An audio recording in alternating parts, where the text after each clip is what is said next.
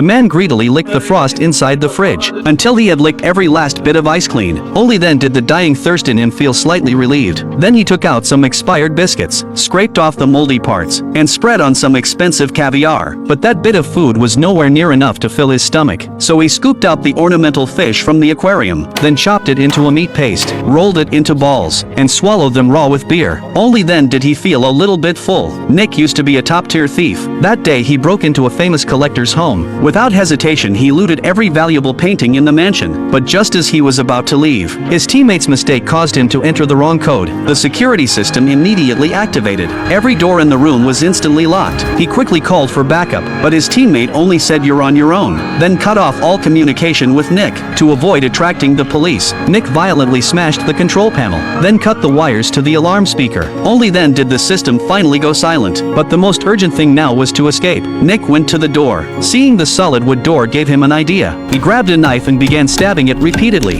Halfway through he got thirsty and went to the kitchen, only to find that the faucet had no water at all. Then he opened the fridge, but there were only a few sad cans inside, so he went back to desperately chisel at the door, only to discover a thick steel plate behind the wood. That completely crushed his hope. With no other choice he lay down on the floor and fell asleep. Early the next morning, Nick heard the roar of an airplane outside the window, but inside this sealed room, there wasn't a single sound. Then he suddenly noticed some stone artworks. He picked up a stone and stood on the bed.